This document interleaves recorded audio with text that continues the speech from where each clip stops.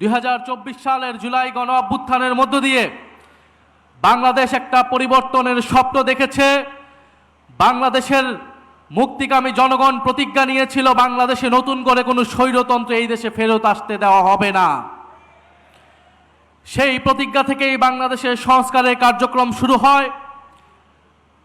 5ই আগস্টের পর থেকেই প্রতি পদে পদে বিএনপি, তৎকালীন বিএনপি সেই সংস্কার কার্যক্রমে বাধা দিয়ে এসেছিল। একটা পর্যায়ে তারা বাধ্য হয়ে ঐক্যমত কমিশনে আসে, কিন্তু ঐক্যমত কমিশনে এসেও প্রত্যেকটা গুরুত্বপূর্ণ সংস্কারে তারা নোট অফ ডিসেন্ট, অর্থাৎ তাদের বাধা, তাদের অসম্মতি তারা জানিয়ে এসেছে। সবশেষে তারা গণভোটের জনগণের চাপে, সেই সময়ে রাজনৈতিক বাস্তবতার চাপে তারা গণভোটে রাজি হলেও আমরা দেখতে পেলাম যে নির্বাচনের পর তারা গণভোটকে অস্বীকার করা শুরু করেছে। যেই বিএনপির জন্ম হয়েছিল গণভোটের মাধ্যমে, সেই বিএনপি আজকে জুলাই গণ অভ্যুত্থান পরবর্তী গণভোটকে অস্বীকার করছে। ভারতপক্ষে বিএনপি তার অস্তিত্বকেই অস্বীকার করতে শুরু করে দিয়েছে।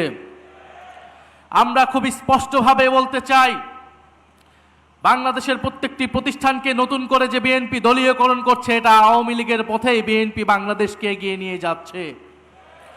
বিএনপি যদি আওয়ামী লীগের পথে, পুরনো স্বৈরাচারের পথে এই দেশকে এগিয়ে নিয়ে যেতে চায়, তাহলে বাংলাদেশের জনগণ আবারও রুখে দাঁড়াবে, বাংলাদেশের তরুণ সমাজ আবারও রুখে দাঁড়াবে, বাংলাদেশের জুলাই গণ অভ্যুত্থানে অংশগ্রহণকারী প্রত্যেকটি ছাত্র জনতা আবারও রাজপথে দাঁড়াতে বাধ্য হবে। বিএনপি কৃষক কার্ড, ফ্যামিলি কার্ড দিয়ে জনগণের মন ভুলানোর চেষ্টা করছে।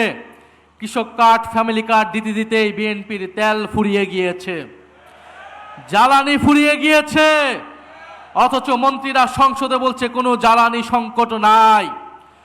বাস্তব সমস্যাকে অস্বীকার করছে, অর্থনৈতিক সমস্যাকে অস্বীকার করছে, দেশে আইন শৃঙ্খলার যে ক্রমান্বয়ে অবনতি হচ্ছে সেটাকে অস্বীকার করছে বর্তমান সরকার। আমরা সর্বাত্মকভাবে এই সরকারকে সহযোগিতা করতে প্রস্তুত ছিলাম দেশের স্বার্থে, জনগণের স্বার্থে, কিন্তু বিএনপি সরকার সেই সকল সহযোগিতা নেওয়ার সকল দরজা বন্ধ করে দিচ্ছে।